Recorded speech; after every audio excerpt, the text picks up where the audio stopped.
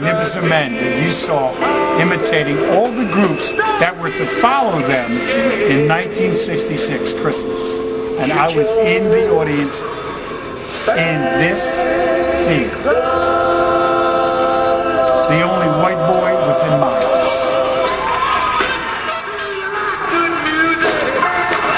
Sweet soul music.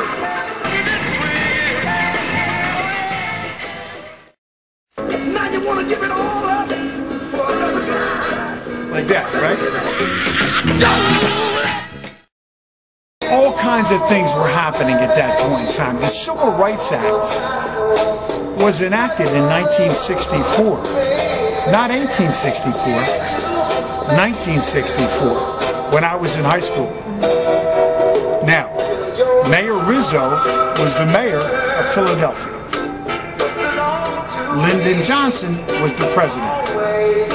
They were dragging brothers off the street corner and taking them to Vietnam. I come to my street corner in Philly, and 5 guys would be gone because they were drafted into the military to fight in Vietnam. It was a very, very rough time. Broad Street, where you go to school, didn't look like Temple University. It was a war zone. Gangs. You had to be crazy. Here are the facts. Facts was, North Philadelphia at that time did not have Temple University like it is now. It was the Badlands. In Northeast Philly, but hung out in North Philly because I was a ball player. And my best friend, who was a great all-star for Temple University, named Clarence Brookins, took me to the Uptown for the very first time. I was about 16, 17 years old. 1964, 1965. He was in Johnson Hall on Temple University. And he said, "Come on, Mike, get changed, I'm taking you somewhere." I said, "Clarence, where are you taking me, man?" He said, "Michael, change your shirt, I'm taking you somewhere." And he took me to the Uptown Theater on a 3 o'clock matinee show on a Saturday afternoon. It cost $3 to get in. The Uptown Theater was a movie theater. So there was one ticket counter outside, lots of lights at nighttime, but nobody bought advance tickets like you do today. Everybody waited in line. Well, standing in line was half of a show because everybody was excited about getting in, you know. So in line, we were all talking, you know, we were all cold, and everybody became friendly, and I was literally the only white cat around.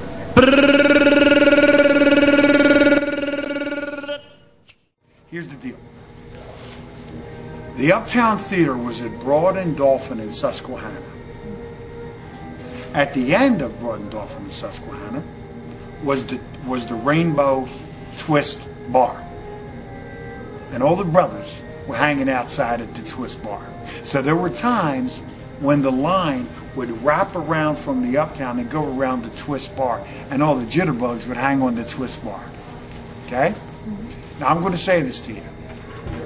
As the only white guy that ever was at the Uptown at 64 and 65, and I'm telling you, I was the only one. Don't let anybody give you any nonsense.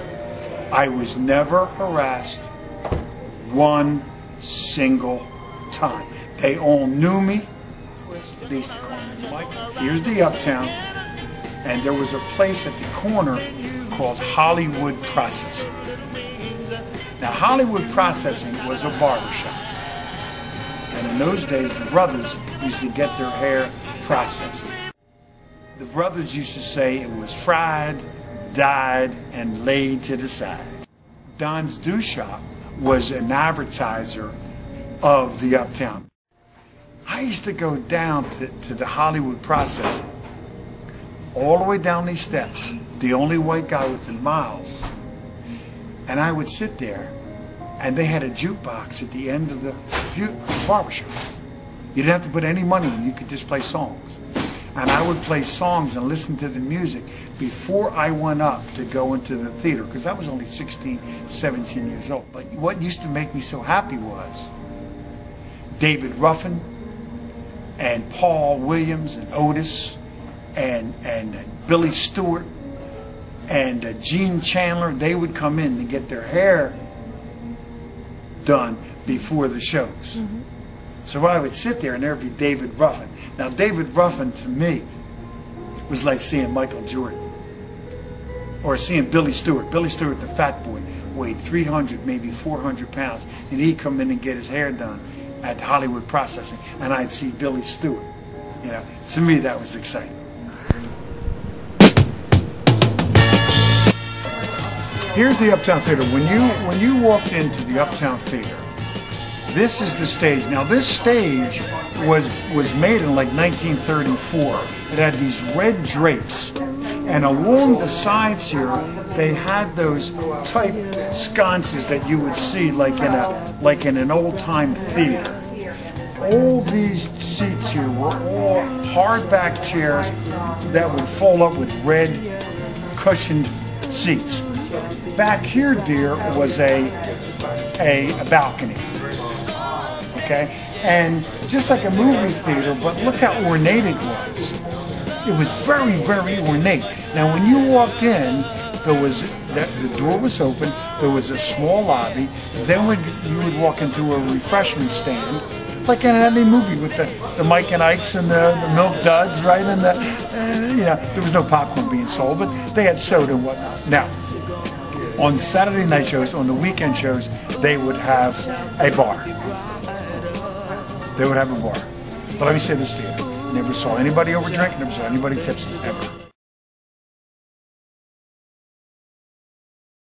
So when I went into the Uptown, it was pitch black in there. The only white guy within a million miles of the Uptown. And who was on stage but Stevie Wonder? 17, 16 years old. Little Stevie Wonder.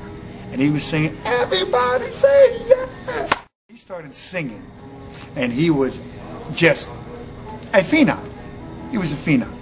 So that got me to understand what was going on at the Uptown Theater. The Uptown Theater used to have a 3 o'clock show, a 6 o'clock show, and a 9 o'clock show. Now, at certain times, they would actually have a 12 o'clock show, which was only for the absolute headliners, like James Brown. Well, the midnight shows were just specially on the holidays, generally New Year's Eve, sometimes other special shows. But yet, when you got to the 9 o'clock shows, they were a more senior adult crowd. The afternoon shows and the 6 o'clocks, they were us jitterbugs. They're us kids. Listen, man, I would go to see the Uptown at 3 o'clock in the afternoon, and I'd get home at 2 o'clock at night, man, because I go 3, 6, 9, the 12 o'clock show. Man, I couldn't get enough. But what happened on Saturday nights on the 9 o'clock show, the lights under the marquee were bright. Cars were pulling up and stopping. The people on Broad Street were stopping and pulling over. But people didn't go to concerts in t-shirts and jeans and sneakers. They went in, the ladies were wearing dresses and high heel shoes and stockings. The guys were wearing hats and suits and ties. And we came dressed. You know, we used to call it wearing your vines. You had a nice vine. You know, you came in with a nice vine on. You had your hat. You had your top hat and vine, and you were ready to go.